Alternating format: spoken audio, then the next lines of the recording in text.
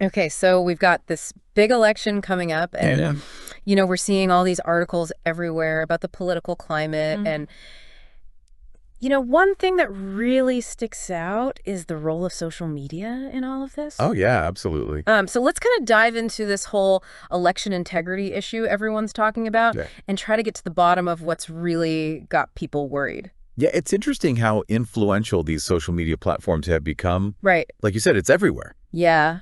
It really does feel like they're driving the conversation more than traditional media ever did. Yeah. Like even those televised interviews. It's true. I mean, I hardly even watch TV news anymore. Right. And it seems like everyone's getting their news from social media these days. Totally. But is that really a good thing? That's the million-dollar question, isn't it? One of the articles you shared highlighted this study. Researchers found that people who mainly get their news from social media were way more likely to believe misinformation about the last election. Oh, wow. Like specifically stuff about voting machines malfunctioning. Which is, Right. a pretty big deal. It's a bit alarming. Yeah, huge implications, right? I mean, think about it. Yeah. It's not just about what people believe. It's about how easily this stuff spreads. Right. Like wildfire. Yeah. And it's the algorithms, Yeah. They're designed to keep you hooked. Right. So even if you try to debunk something totally false, the algorithm sees you engaging with it. Right. Right. And then it just shows you more and more of the same kind of content. Feeds you more of that. Exactly. That's a good. It's like you're stuck in this echo chamber, Yeah, an echo chamber. Well, hearing what you already agree with.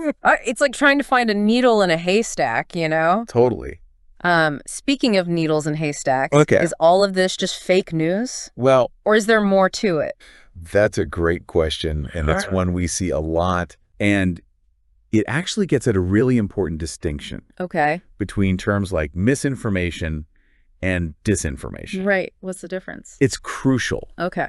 So misinformation is basically false information that's shared, but the person sharing it doesn't necessarily realize it's wrong. Okay. Like think about that game of telephone we used to play as kids. Right. Right.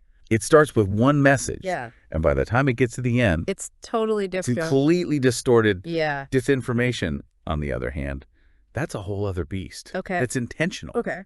And it's malicious. So it's like purposely putting out. Exactly. It's like planting fake news seeds on purpose Wow. to manipulate people to sway opinions. Okay. I see the difference. It's subtle, It is subtle. Yeah. but it's important. So knowing all this, what can we actually do about it? Right. It feels like such a huge problem. Yeah, it's huge. Like we're up against this tidal wave of digital manipulation. It's easy to feel overwhelmed, that's for sure. But I really don't think it's hopeless.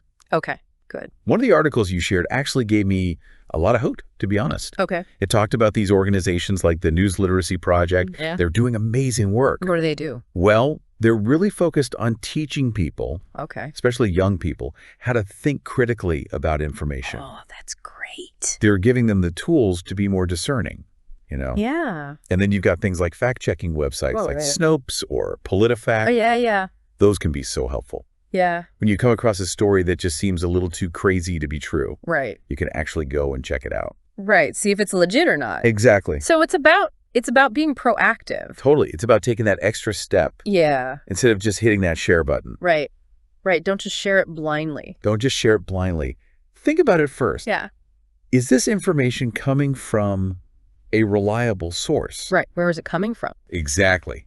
Does it seem plausible? Yeah. What's the context? Yes. Context is everything. And don't just stay in your lane, right? What do you mean? Like, don't just read stuff Right. that you already agree with. Yes. Get out of that echo chamber. Yeah. Expose yourself to different viewpoints. Even if they make you uncomfortable. Exactly. That's how we grow, That's how we learn. And don't be afraid to engage in those conversations. Right. Respectfully, of course. Of course. But don't be afraid to challenge misinformation when you see it. Right. Politely challenge. Politely but firmly, yeah. It's like that old saying, don't believe everything you read on the internet. Right. But in this day and age, it's more important than ever. Absolutely. This deep dive has been a real eye-opener, honestly. It has. It's not just about politics, is it? It's Yeah. about protecting It's about protecting the truth the truth. in an era where it's constantly under attack. Exactly. Yeah. And we all have a responsibility to do that. We do.